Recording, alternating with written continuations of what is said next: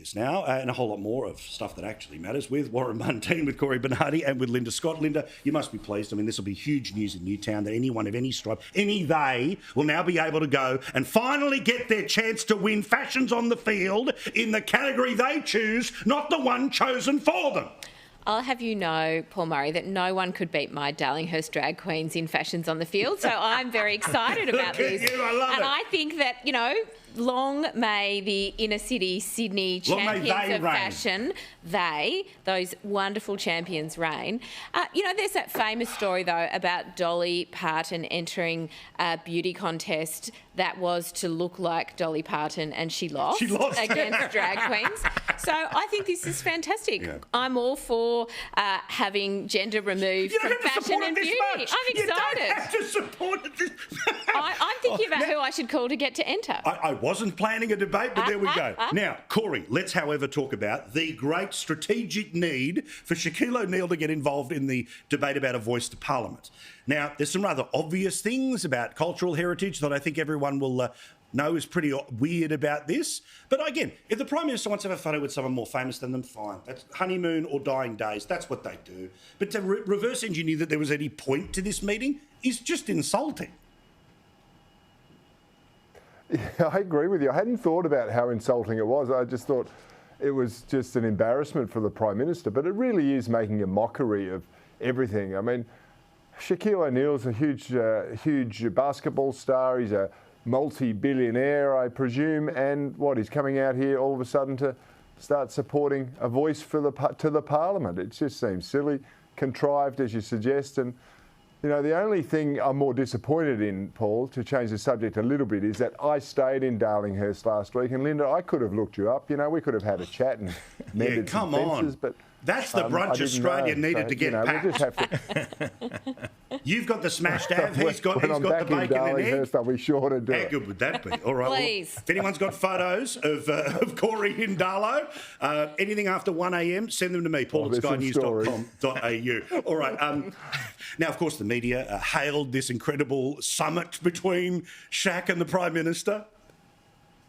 It sounds like the start of a bad joke. What happens when a 7'1" American basketballer meets a 5'11" Australian Prime Minister? But the long and short of it was Shaquille O'Neal wanted to tell Anthony Albanese that, on the principle of fairness and respect, he supports the Aboriginal voice. In his quest to drum up support for the voice, and here he is. Today was a slam dunk for the Prime Minister, bringing some big star power to the Yes campaign. In Australia, on a speaking tour, the basketballer turned DJ asked to meet the PM, keen to learn more about the proposed referendum for an Indigenous voice to Parliament.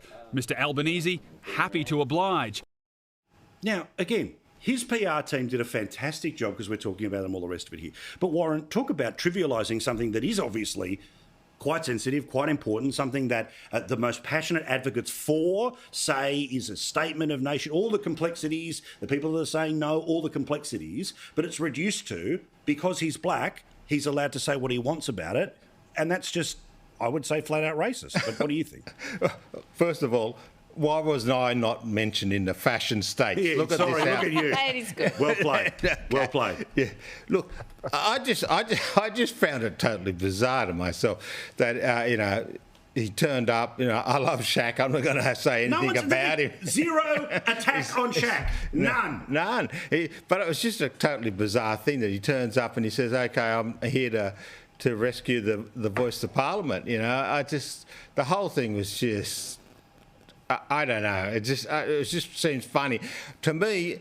It was fantastic in regard to seeing Shaq, because we all love Shaq, great basketball player. You know, buddy, and look how small he makes us. It is. It's a great photo, and they're great photos. But PR stuff. Yeah, but it's never. But it's not going to change a vote. It's not going to do anything. But this is the thing. So again, Linda. Again, as I said, I don't care if you had him over to watch telly at Kirribilli House. Fine, that's what all these pollies do, right? Kevin Rudd running in for Kate Blanchett. I remember that with such joy, as I'm sure you do. But why reverse engineer it to have any meaning? Well, I think the actual story is that Shaq approached the Prime Minister with a view to saying he has an interest, and that's because the world is watching. This is significant for Australians, but it is also very significant for the world and how they perceive Australia and our progression to ensure that there's appropriate human rights for Indigenous Australians. You are peddling hard tonight. The other thing I think it's really important to note is that everybody does love Shaq. Warren is right about that. And this is, for the first time, potentially for a lot of young Australians, the moment where maybe they realise that The Voice is not just a TV show, it's actually also a really important process. So I think it's great. It's good that Shaq wants to come and talk about this issue. It's great that he wants to endorse it. What we need for this referendum is so many people endorsing The Voice to Parliament and saying we should support it. The kiddies are going to come out and vote, aren't they? They're just going to turn up when they're 12-year-old. Mate, Corey Bernardi, my 11 and 10-year-old are beside themselves. They're now volunteering for the campaign. They're over the moon about Shaq. Wonderful, wonderful. You know what? If you had a chance to ask Shaq a question, I would have loved to have said, excuse me, Mr. O'Neill, what's your view on a high-income tax cut? Because that's up for grabs right now. And how much? 50%. What? 50%? How much? 180,000. What?